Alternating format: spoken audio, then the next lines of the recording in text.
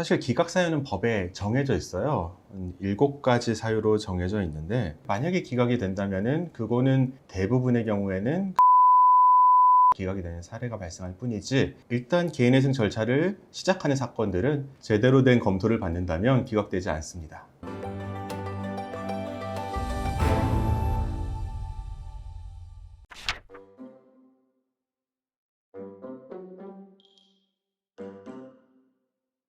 오늘은 기각에 대해서 한번 여쭤보고 싶은데 네. 일단 그게 좀 헷갈릴 수도 있을 것 같아요. 기각도 있고 폐지도 있잖아요. 차이가 뭔가요? 우리가 기각을 말하는 거는 개시 결정이 내려지지 않은 거, 그러니까 첫 단추부터 잘못된 걸 기각이라고 하고요. 폐지라는 거는 개시 결정은 내려졌지만 그 이후에 문제가 생겨서 그 개인회생 절차가 중단되는 거를 폐지라고 합니다. 시작도 못한 게 기각 그렇죠. 했는데 도중에 네. 이제 안 된 게 폐지. 네, 맞습니다. 네. 변호사님, 그러면은 변호사님이 베테랑이시잖아요. 네. 그러면 기각이 되는 사건들 의뢰도 좀 많이 보실 수도 있을 것 같아요. 이렇게 하면 기각이 된다. 네. 이런 것들 좀 그런 게 있을까요? 사실 기각 사유는 법에 정해져 있어요. 7가지 사유로 정해져 있는데, 기각이 될지 안 될지는 사무실과 상담을 해보면은 확실하게 알 수가 있습니다. 이게 틀릴 가능성도 없고요. 만약에 기각이 된다면은 그거는 대부분의 경우에는 의뢰인이, 채무자가 조금 불성실하게 법원 절차에 대응해서 기각이 되는 사례가 발생할 뿐이지, 일단 개인회생 절차를 시작하는 사건들은 제대로 된 검토를 받는다면 기각되지 않습니다. 그러면은 기각이라는 거는 결국 좀 기각될 수밖에 없는 그런 요건들을 갖고 계신 거잖아요. 예, 맞아요. 그 요건들이 뭐가 있을까요? 요건들은 첫 번째로는 채무자가 신청권자의 자격을 갖추지 아니한 때라는 게 있어요. 이거는 뭐냐면은 개인회생을 하려면은 청산가치가 보장이 돼야 되고, 그리고 지속적이고 계속적인 수입이 있어야 돼요. 그리고 지급불능의 상태 또는 지급불능의 우려가 있어야 되는데, 이러한 조건을 갖추지 않은 사람이 개인회생 개시결정 신청을 하게 되면 기각이 됩니다. 두 번째로는 채무자가 개인회생 개시결정에 관한 서류를 제출하면서 허위로 작성해서 제출하는 경우, 그 경우에도 기각이 되고요. 그리고 비용을 납부하지 않을 때, 저희가 상담하는 의뢰인에게 송달료와 인지대를 따로 준비하셔야 된다라고 말씀을 드리는 이유가, 이것이 애초에 준비가 안 되면 기각이 되고요. 그리고 변제계획안의 제출기한을 준수하지 아니하는 때, 이 경우에도 기각이 되는데, 이거는 사무실에서 알아서 하는 거니까 걱정하실 필요가 없고, 채무자가 신청일 전 5년 이내에 면책을 받은 사실이 있을 때, 5년 이내에 개인회생 절차를 마쳐서 면책을 받거나 파산 절차를 거쳐서 면책을 받거나, 그런 일이 5년 이내에 있으면은 저희는 그 5년 시점이 지난 다음으로 신청하시라고 보내드립니다. 왜냐하면 기각이 되기 때문이고요. 그 다음으로는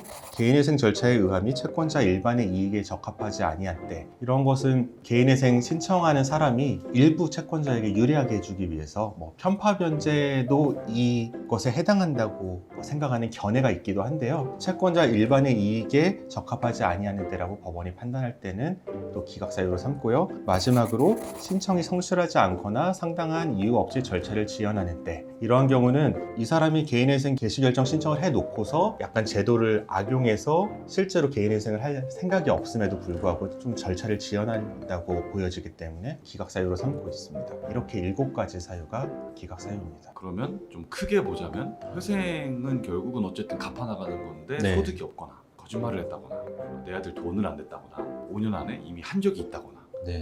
이 정도 일단은 크게 볼 수 있는 것 같은데, 방금 마지막에 하셨던 네. 말씀은 좀 헷갈리고 어려울 수도 있을 것 같아요.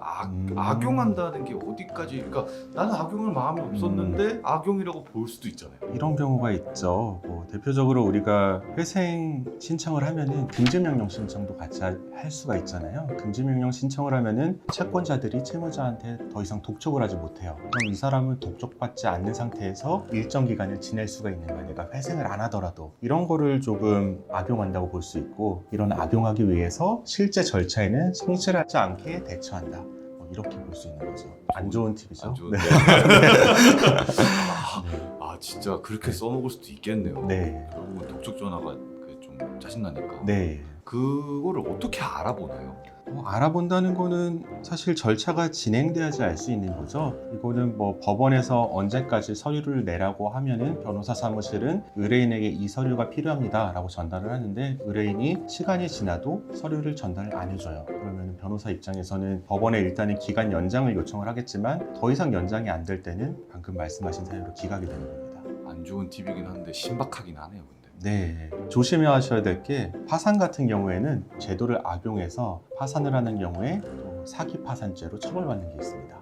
그러니까 이러한 회생이나 파산 제도를 조금 악용하시려고 하면은 다 법원에는 그것을 막기 위한 제도가 마련돼 있다라는 것을 유념하시고 생각은 안 하시는 게 좋을 것 같습니다. 개인회생이 기각되지 않는 방법.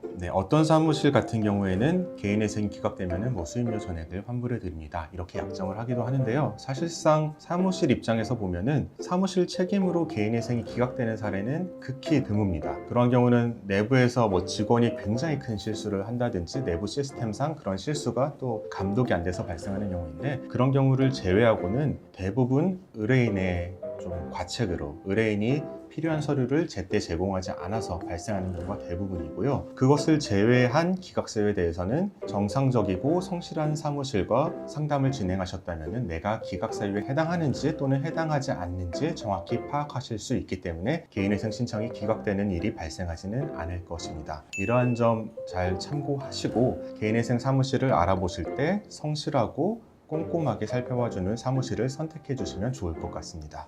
감사합니다.